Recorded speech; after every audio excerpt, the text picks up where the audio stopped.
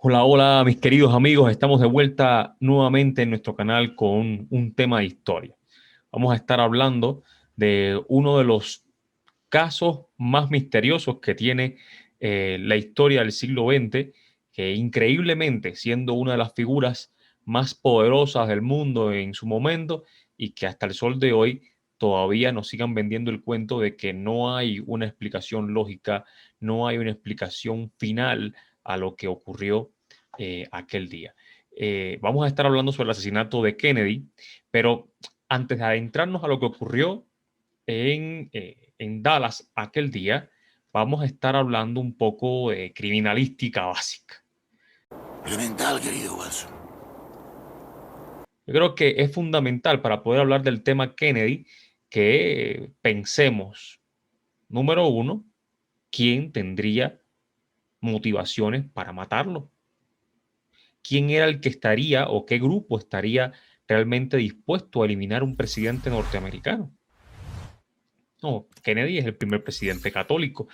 Podríamos pensar que cualquier grupo extremista, religioso, evangélico, protestante, podría estar detrás, pero no hay ningún indicio que nos lleve a pensar tal cosa. Biden es el segundo presidente católico de la historia de los Estados Unidos. Se podrán imaginar de que es poco usual que personas de esa denominación religiosa pues lleguen al poder. Kennedy había llegado al poder con todo este problema, esta parafernalia que se armó alrededor de él por su denominación religiosa, pero eso es un mal menor, es un elemento secundario dentro de las posibles motivaciones para eliminar a un presidente norteamericano. Si seguimos pensando, bueno, ¿quiénes más podrían estar detrás de esto?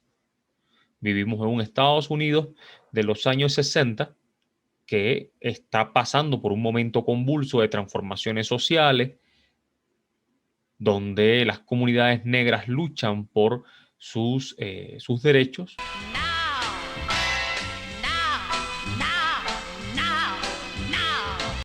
Las comunidades blancas están muy molestas por las decisiones de la Casa Blanca.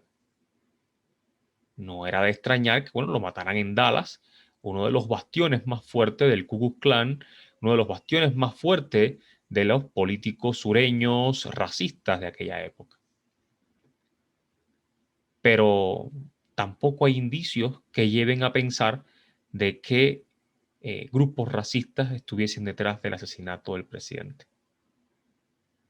O sea, bueno, ¿quiénes podrían estar motivados para sacar al presidente del poder? Para matarlo de una manera en la que se reflejaba el ensañamiento. Tres disparos para que no quedara la más mínima posibilidad de supervivencia. ¿Quiénes podrían estar tan molestos que desearan eliminar a Kennedy? Y ahí viene una teoría que se sustenta. Ya hemos visto grupos religiosos descartados, grupos racistas descartados. Los que más molestos estaban en ese momento eran aquellos que habían sido traicionados por el presidente. Ustedes se preguntarán, bueno, ¿quiénes habían sido traicionados por el presidente Kennedy? ¿Quiénes se podían sentir tan molestos al punto de sacarlo por completo del juego político? Vamos a remitirnos al año 1959, con el triunfo de la Revolución Cubana. Fidel Castro llega al poder. Y con la llegada de Fidel Castro al poder, comienzan todas las intrigas entre los políticos cubanos, los políticos norteamericanos, en un proceso de intento de entendimiento entre unos y otros. Y al final, cuando Fidel Castro va, Nixon pone la tapa al pomo y ya le dice, ok, mira, este hombre ya la CIA lo tenía más que calado, esto va por una dictadura, bueno, la historia dio la razón, y automáticamente el presidente Eisenhower, viejo veterano de la Segunda Guerra Mundial, uno de los ganadores de la Segunda Guerra Mundial del lado aliado, un gran estratega militar, dice, ok, esto lo tenemos que resolver a la vieja usanza. Solo tenemos que preparar una invasión, y esa invasión lo que vamos a hacer es ayudar a los grupos cubanos que están deseosos ya por retomar el control del país. Hablamos de personas que se habían ido de Cuba, exiliados, que eran en su gran mayoría miembros del movimiento 26 de julio, miembros del movimiento 13 de marzo, estudiantes universitarios, gente vinculada con la FEU, que estaban fuera, además de grupos asociados al gobierno anterior, es decir, me refiero al Batistato, perseguidores de Batista, que eran una minoría, por cierto, dentro de los expedicionarios. Y Eisenhower, como buen presidente militar, como un hombre con una visión estratégica, dice, ok, si yo le voy a ayudar a esta gente para que tomen el control, yo primero tengo que buscar todas las vías para que si Estados Unidos se va a meter en esto, pues uno no salga perdiendo. Y que todo el esfuerzo que se va a echar adelante, pues bueno, de resultado. ¿Y qué va a hacer Eisenhower? Pues bueno, va a crear las condiciones, a determinar cuáles son la cantidad de armamento que necesitan, va a destinar un número considerable de bombarderos. Si mal no recuerdo, por acá lo tenía, hablamos de que tenía destinado para esta expedición 16 bombarderos B-26, 14 aviones de transporte entre C-46 y C-54, 4 tanques M41, una flotilla de jeeps militares para rápido movimiento en el terreno, camiones junto a baterías, cañones, morteros, sin contar toda la fusilería que hacía falta para todos los soldados que estaban en esta brigada 2506. Hablamos de 8 barcos, 7 lanchas de desembarco. Sí, hablamos de una expedición inmensa. Cuando hablamos de un grupo expedicionario, no podemos estar pensando de muchos destacamentos de barcos, muchos aviones, con lo que Eisenhower había destinado era suficiente, bueno, para que ellos tomaran una cabeza de playa, establecieran un gobierno y automáticamente solicitaran la intervención norteamericana, pues que llegaría de manera oportuna y el país quedaría liberado en poco tiempo. Toda esta idea era la que estaba planteando Eisenhower. Él dejó todo planificado para que el presidente que vendría después, pues bueno, pues decidiera llevar a cabo o no la expedición, pero al menos la estaba dejando bien armada, bien organizada, estratégicamente preparada para que fuese un éxito rotundo. Bueno, llegó Kennedy al poder, ya estaba listo todo para que se pudiera lograr este asalto con la Brigada 2506, que para nada eran mercenarios, eran cubanos que estaban buscando retomar al país, que estaba claramente encaminado a una crisis política, económica, iba camino al comunismo y por ende era perentorio, era necesario, obligatorio tomar el país lo antes posible. Bueno, llega Kennedy y lo primero que empieza a decir es que no quiere que Estados Unidos aparezca por todo eso, que no quiere que nadie se dé cuenta de que los americanos están detrás de eso. Yo me pregunto, ¿cómo carajo quería Kennedy que se tuviesen aviones B-26, aunque fuera uno, y que no se pensara que Estados Unidos estaba detrás de todo eso? ¿Cómo se iba a pensar de que hubiesen barcos, lanchas de desembarco, de que hubiese armamento y que el mundo no supiera a la corta o a la larga de que al final eran los cubanos apoyados por Estados Unidos los que estaban tomando el control de la isla? Vamos, que no se justifica. Lo primero que hace Kennedy es decir, ok, vamos a retirar apoyo militar, vamos a retirar también la mitad de los aviones B-26, lo que hace que la fuerza expedicionaria va a quedar sin el control del aire y a expensa de los bombardeos de los aviones del régimen.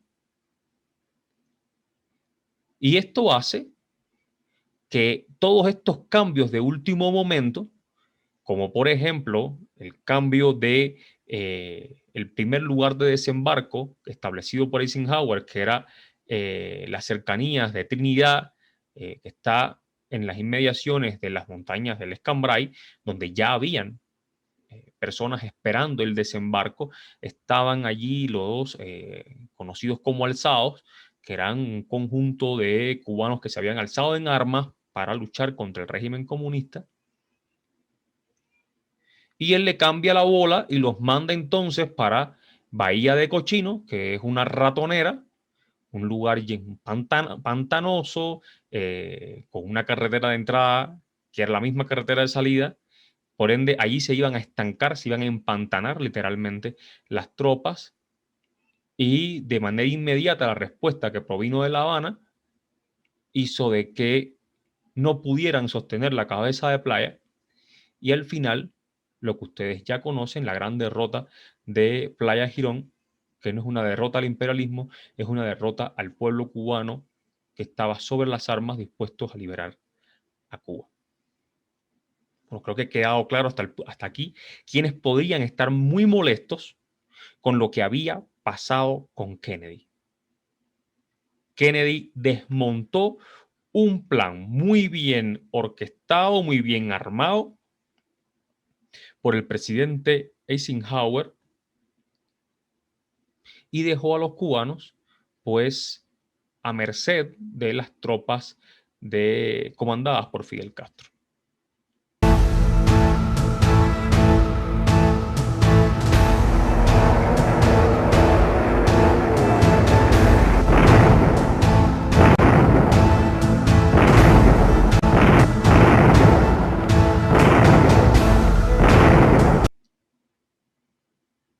¿Qué va a pasar después de esto?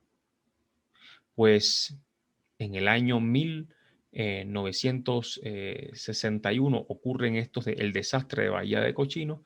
En el año 1962 viene entonces la crisis de octubre, que es una gran oportunidad para poder negociar o para poder presionar al régimen, pero con los misiles nucleares a las puertas de los Estados Unidos, a Kennedy le tiemblan las patas, a cualquiera lo hubiesen temblado, evidentemente. Y Kennedy decide pactar con Nikita Khrushchev, el mandatario soviético, de que Estados Unidos no iba a meterse, no iba a invadir a Cuba, da su compromiso que ha sido cumplido por todos los gobiernos norteamericanos. Nunca ha habido intención de invasión a la isla, al menos desde Playa Girón hasta la actualidad. Y esto trae consigo que hay un compromiso de los Estados Unidos de simplemente dejar correr, que en Cuba pase lo que tenga que pasar. Y esto para la emigración cubana, para el exilio, es imperdonable. Es imperdonable. Pero bueno, al menos está el móvil, al menos está la motivación, pero en la escena del crimen hay elementos que puedan conectar a la emigración cubana con el asesinato de Kennedy.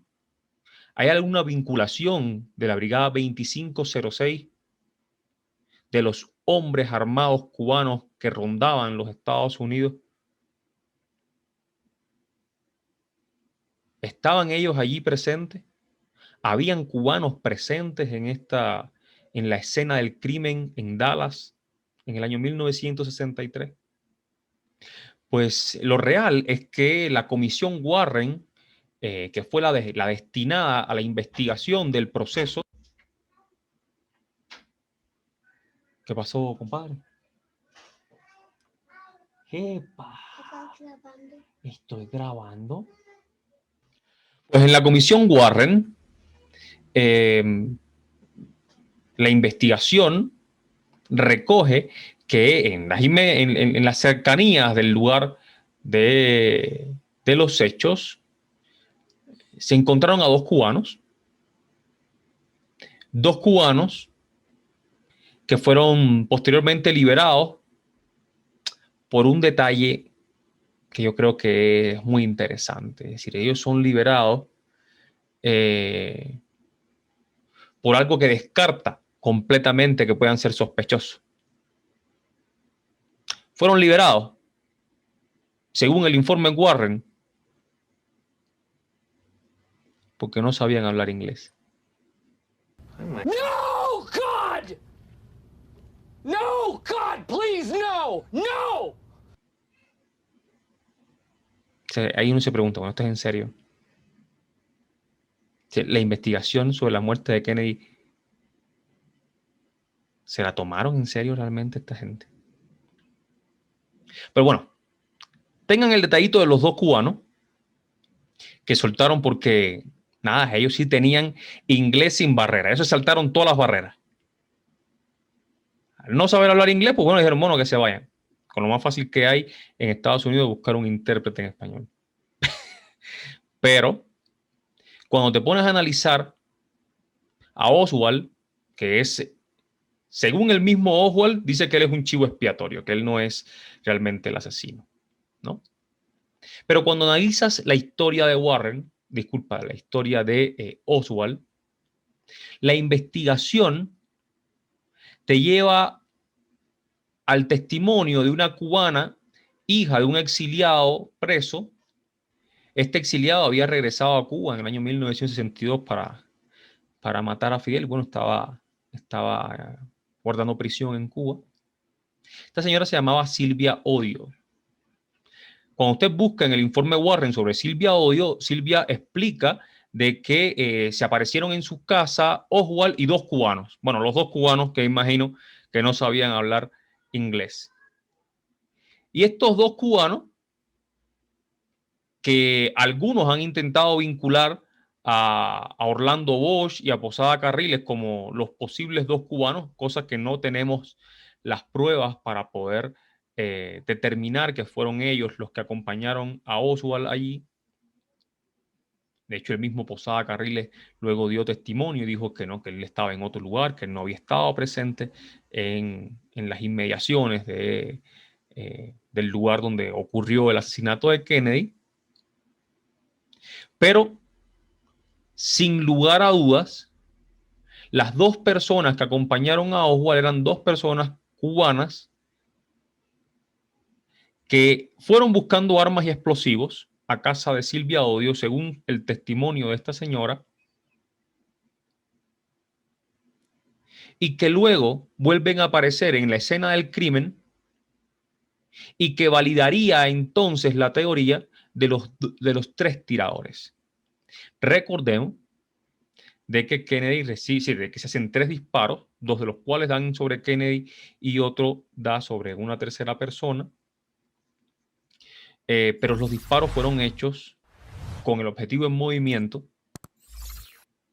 a razón de 6 segundos cada disparo. O sea, hay que ser una máquina. Vamos, usted tiene que ser Kill Bill para poder disparar y acertar 3 veces sobre un objetivo en movimiento. Aunque usted tenga la mejor mira telescópica del mundo, si usted no tiene una formación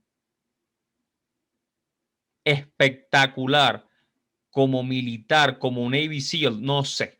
Usted tiene que ser realmente Rambo 3.0 para poder acometer tal misión.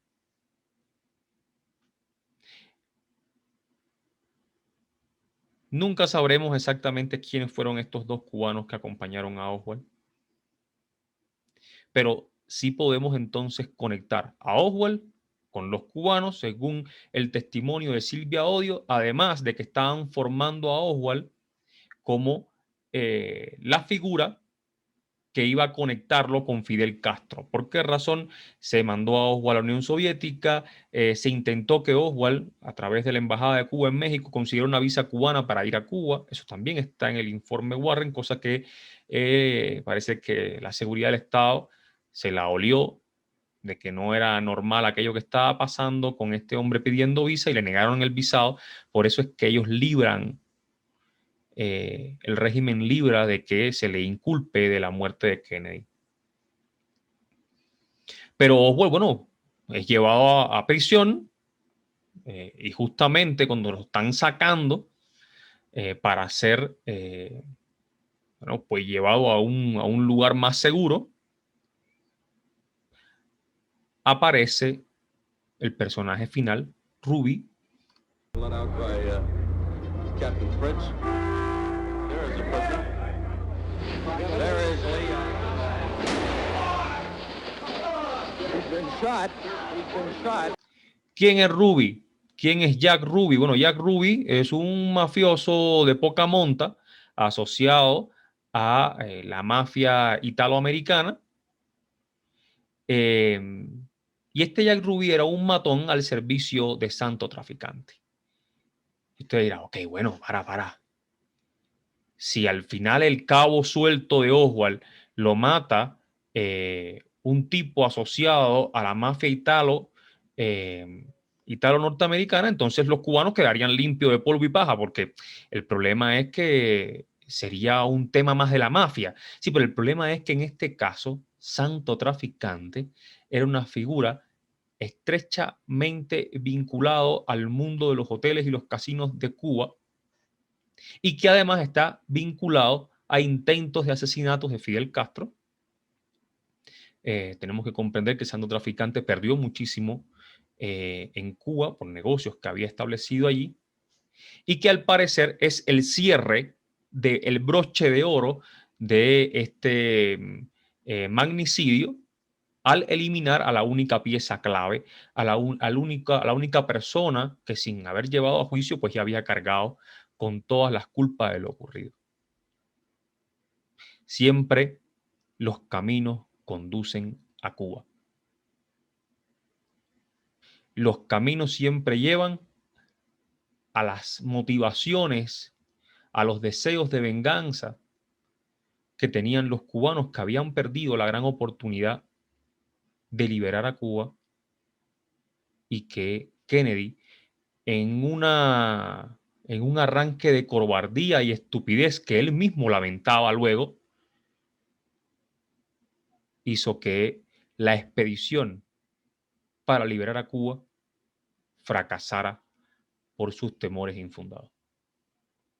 Bueno, se abre el debate. Si usted quiere comentar algo, quiere agregar algún elemento a esta historia, pues bienvenido a sus criterios, y vamos a hacer chance para seguir debatiendo estos temas que, como ven, 6 décadas después siguen despertando muchos cuestionamientos. Nos vemos en la próxima. Cuídense mucho y hasta la vista.